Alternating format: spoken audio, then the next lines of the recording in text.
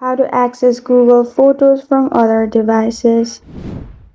Hi everyone, I'm here to assist you today without any delay. Let's jump right in.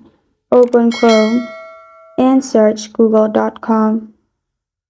Click on the first link that pops up, which is google.com. In here, again go to search bar.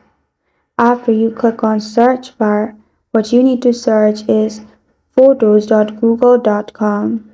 You'll find Photos link pop up. Click on Google Photos. Sign in.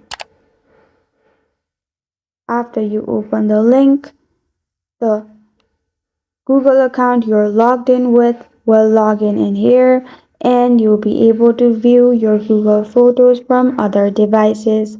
Also, your backup should be turned on to access photos in here. This is how to access Google Photos from other devices. Thank you for joining me today. If this video helps you out, please leave a like and subscribe for more. Got a question or want to suggest a topic, comment below. Thank you for watching.